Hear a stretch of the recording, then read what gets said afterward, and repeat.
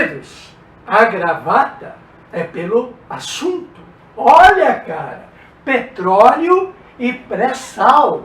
Quer mais? Aula valiosíssima. Que estamos numa época em que o petróleo não vale nada, porque os carros estão parados. Vamos ver o que vai acontecer. Muito bem, nós sabemos de que o carbono se fixa no solo a partir do gás carbônico produzido, que nós conhecemos. O gás carbônico é absorvido pela fotossíntese do verde das plantas e também pelo fitoplâncton, aquele animalzinho marinho. Os seres vivos que já passaram pela Terra e que foram soterrados em grande quantidade. Lembra do problema dos dinossauros? Os seres vivos, animais e vegetais, soterrados longe do ar, de 10 a 300 milhões de anos atrás. De 10 a 300 milhões. Numa época próxima daquela em que a América se separou da África.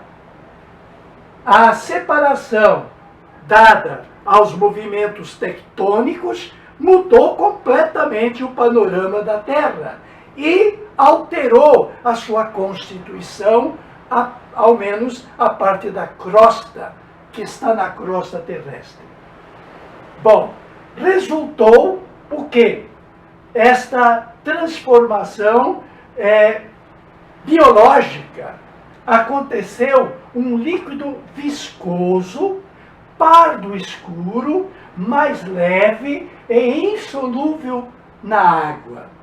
Este líquido, o líquido pardo escuro, insolúvel na água e mais leve do que a água, ele se acomoda em partes de bacias sedimentares. Claro, os geólogos que o procuram sabem perfeitamente qual é o chão favorável para aquele petróleo. É nas bacias sedimentares que se aboleta o petróleo. Isto é, toda aquela matéria passa por uma transformação anaeróbica. A presença de água salgada num lençol petrolífero dá força para quem pensa de que a transformação dos animais e vegetais de 10 a 300 milhões de anos foi com água do mar, quer dizer, foram soterrados na orla marítima. E o petróleo, líquido escuro, viscoso escuro, mais leve do que a água. Daqui a primeira prova. E não se mistura com água. Por isso veremos como trabalhar com o petróleo quando cai no mar. Muito bem. O pré-sal aconteceu principalmente nesta separação da América da África, com aquelas alterações gigantescas que houveram na Terra. Uma parte do petróleo se acomodou numa parte inferior da acomodação de rochas de sal. O sal ficou por cima daquela região em que havia petróleo. Então, considerando de baixo para cima, a primeira parte que se encontra antes daquela grande camada de sal é este petróleo que ficou soterrado. O petróleo é antes do sal, então é chamado de pré-sal. Aí vem a camada de sal, aí subindo vem a camada de petróleo, que é esta que nós conhecíamos. Eu sou do tempo em que só havia petróleo na Arábia. Sou do tempo em que o Brasil gritou: o petróleo é nosso! A Petrobras descobriu o petróleo, mas apenas em terra. Quanto mais em Santos, nessa região que nós sabemos. Agora, na virada do século, na virada do milênio, passamos do 20 para o 21.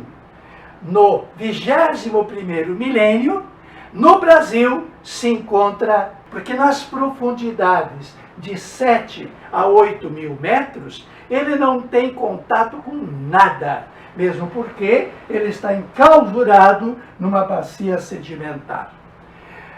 De 800 quilômetros de distância de Espírito Santo a Santa Catarina, toda aquela região maravilhosa, na parte de cima, apresenta na parte de baixo um tesouro, o tesouro nacional, o pré-sal brasileiro. Por isso que eu peguei a minha bandeira, feito colegial em 2014, e fui lá tentar impedir o primeiro leilão de Libra, a primeira parte do Brasil que foi entregue para quem não sei, quanto que pagou não sei, e não resolveu o problema. E o petróleo continua sendo nosso. O refino do petróleo, que é a parte prática que nos interessa.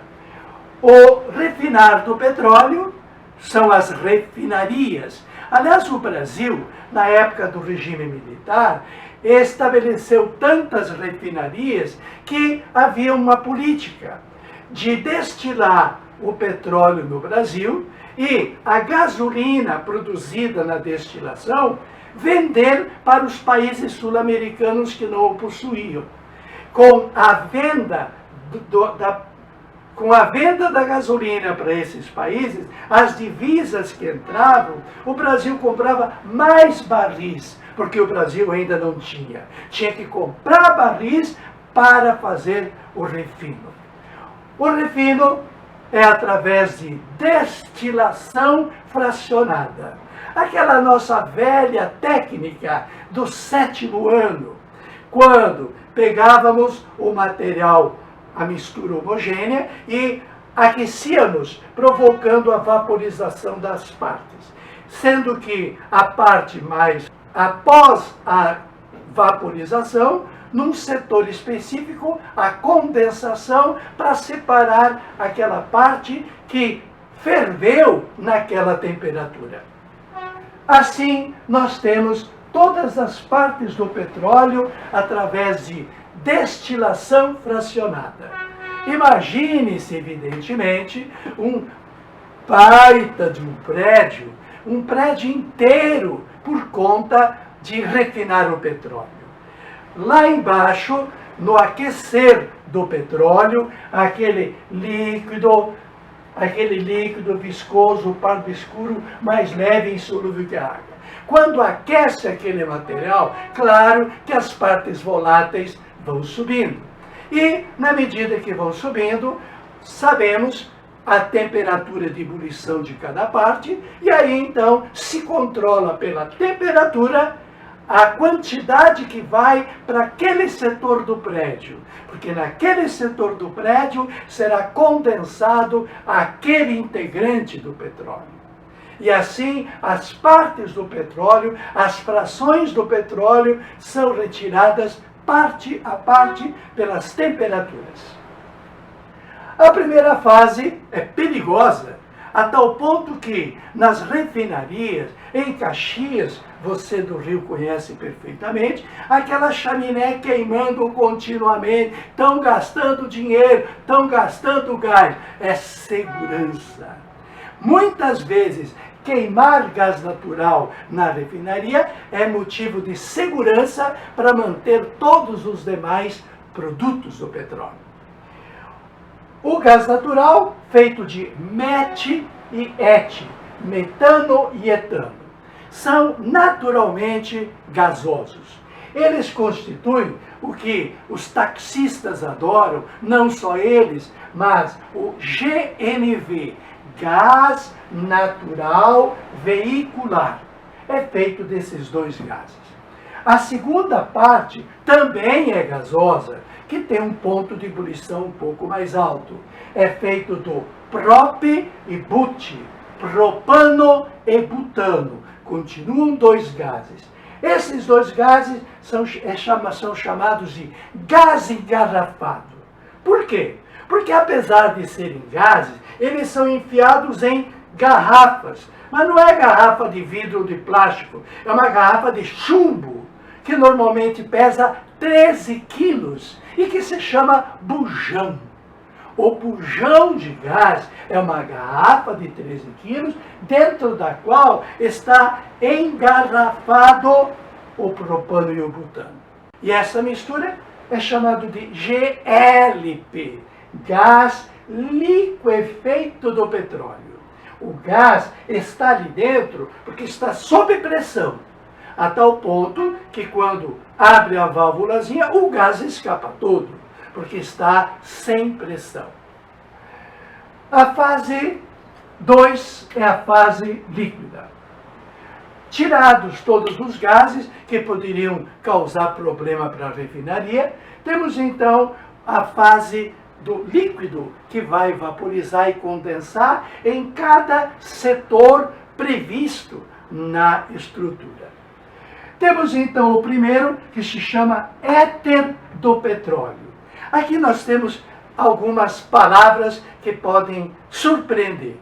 Nós que conhecemos química, sabemos de que éter é um composto orgânico caracterizado por um oxigênio entre os carbonos. Então nós temos, por exemplo, etoxietano. Isso é um éter. E aqui nós temos o penta e o hexa, o pentano e o hexano. Mas eles não são éter, porque são chamados de éter do petróleo. Porque esta fraçãozinha, ela é muito volátil. Ela não é a primeira líquida é a mais volátil. A volatilidade desta fase lembra éter. Chamamos, portanto, de éter do petróleo, mas não é o éter. É uma fase extremamente volátil. É chamada também de benzina. Nós veremos, claro, as propriedades e aqui nós nos debruçaremos. A fase do petróleo, chamado éter do petróleo, difere das demais, porque todas servem para queimar, meter fogo, produzir energia, fazer o carro andar.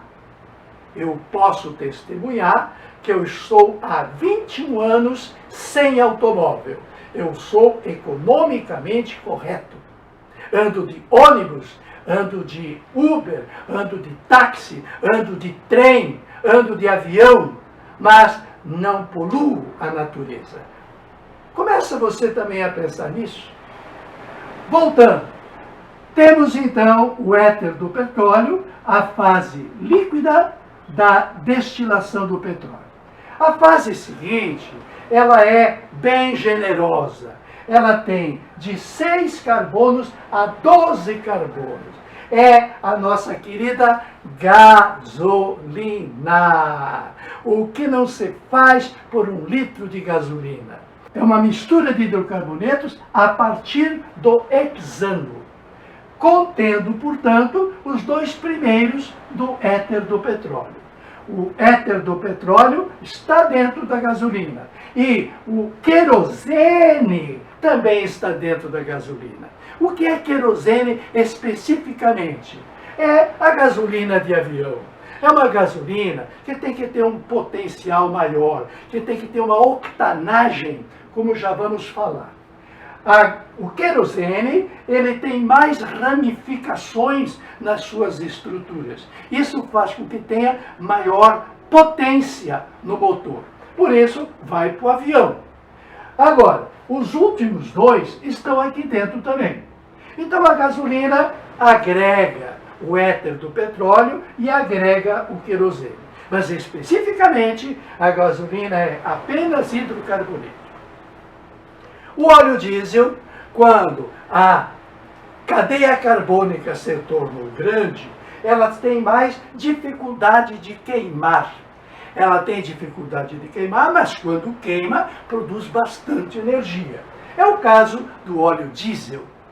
É o caso do óleo combustível. Chega num ponto de 15 carbonos até 19 carbonos, que essa cadeia carbônica, ela quase nem dá mais para queimar. E o fato de não dar para queimar é usado então em motores, na indústria, em fábrica de calor. Se usa usina termoelétrica. E na usina termoelétrica, o óleo que se queima é o óleo combustível.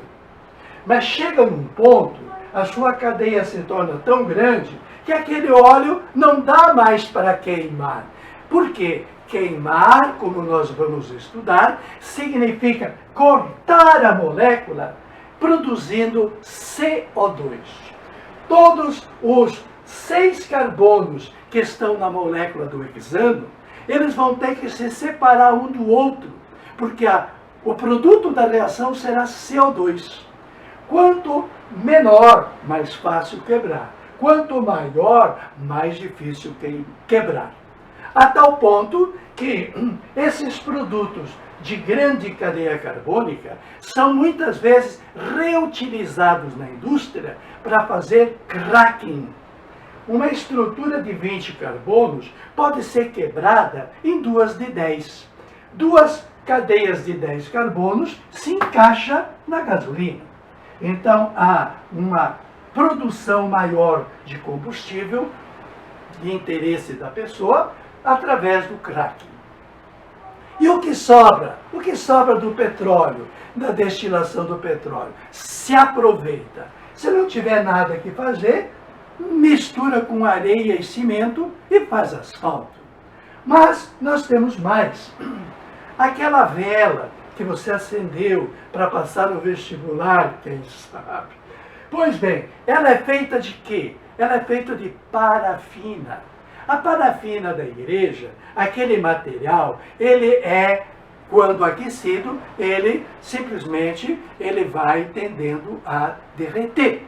E a volatilização através do pavio da vela, subida da parafina pela capilaridade do fio, ao encontrar chama na ponta do pavio, queima. Fica continuamente queimando numa boa.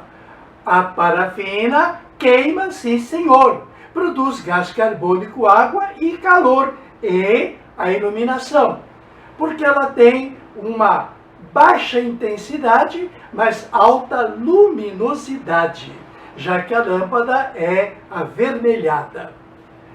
O que dizer da vaselina? A vaselina é usada como pó medicinal, no qual se põe os remédios para você usá-la. Pega a vaselina e passa aonde for necessário e o médico recomendou. Meu amigo, a química continua fantástica, quer seja ela nanoscópica ou grandiosa como esta. Defenda o teu país.